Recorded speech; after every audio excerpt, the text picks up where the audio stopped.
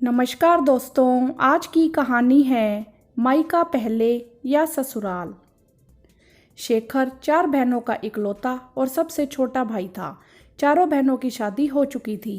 बीमारी की वजह से माता पिता का निधन हो चुका था।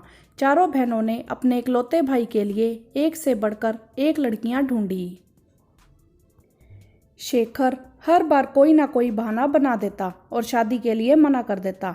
बहनें परेशान हो चुकी थी। इस बार राखी पर अपने भाई से साफ साफ बात कर लेने की ठान कर चारों बहनें मायके आई। यही एक ऐसा त्योहार आता था जब चारों बहनें इकट्ठे मायके आती थी।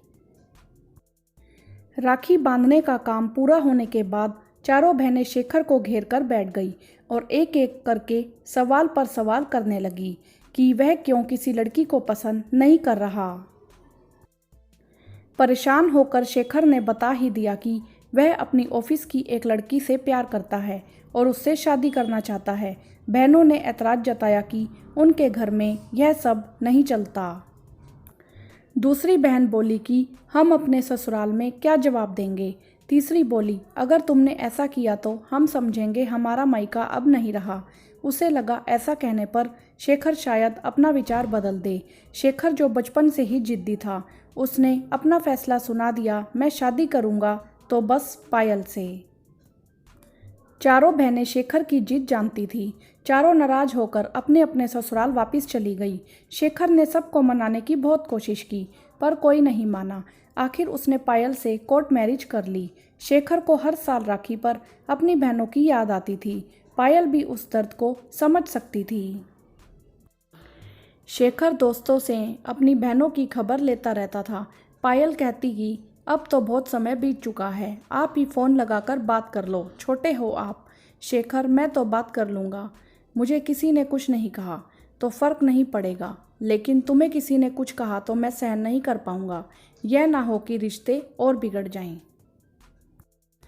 दिन बीते, साल बीते। एक दिन खबर आई कि शेखर की तीसरी बहन के पति का रोड एक्सीडेंट में निधन हो गया है। शेखर के पैरों तले जमीन खिसक गई। पायल ने शेखर की तुरंत निकलने की तैयारी कर दी। शेखर निकलते निकलते रुक गया। शेखर, मैं वहाँ कैसे? पायल, अभी आपकी सबसे ज़्यादा ज़रूरत आपकी बहन को है। कोई कुछ बोल दे तो सुन लीजिएगा और सुनिए, मैंने आपके बैग में एक चिट्ठी रखी है, वापिस आने से पहले किसी एक बहन को दे दीजिएगा।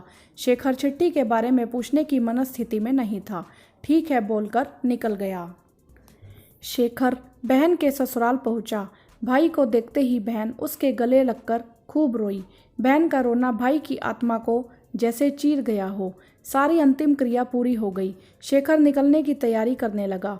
बड़ी बहन शेखर का सामान बैग में रखने लगी कि उसके हाथ पायल की रखी चिट्ठी आई। ऊपर ही लिखा था, दीदी एक बार जरूर पढ़िएगा। बहन ने इसी चाहत में चिट्ठी खोली। उसमें लिखा था, प्रणाम, मैं आप सबसे पहले तो माफ़ी चाहती हूँ कि इस दुख की घड़ी में मैं वहाँ आपके साथ नहीं हूँ, पर मैं और आपके भाई हमेशा आप लोगों के साथ हैं। यह आपका मायका पहले है, मेरा ससुराल बाद में। आपका पूरा हक है अपने भाई पर और अपने मायके पर। मैं आप लोगों के बीच ना कभी आई थी ना कभी आऊँगी। मुझसे कोई गलती हो तो माफ़ करें, लेकिन अपने भाई को अनाथ ना करें। विनम्रतापूर्वक पायल। उस समय तो इस चिट्ठी का जिक्र बड़ी बहन ने किसी से नहीं किया। समय बीता। अगले साल की राखी आ गई। सुबह सुबह दरवाजे की घंटी बजी। पायल ने शेखर से दरवाज़ा खोलने को कहा। शेखर ने दरवाज़ा खोला तो अपनी चारों बहनों को देखकर खुशी से चिल्लाने लगा, पायल देखो कौन आया है। पायल हाथ में पानी का गिलास लेकर बाहर आई। वह जानती थी कि आज राखी पर शेखर की बहनें आने वाली हैं। यह बात पायल को उन लोगों ने ही फ़ोन करके बताई थी। चारों बहनों ने कई साल बाद मायके में पैर रखा और सबसे पहले पायल को गले लगाकर धन्यवाद दिया और कहा, तुम्हारी चिट्ठी ने हिम्मत दी कि हम अपने मायके आ सके। तुमने आज हमारा मायका हमें वापस दे दिया। हमेशा खुश रहो। शेखर के हाथ में इतने सालों बाद उसकी बहनों ने राखी बांधी। बहनों की खुशी उनकी आंखों में नजर आ रही थी, जिसे देखकर पायल भी खुश थी।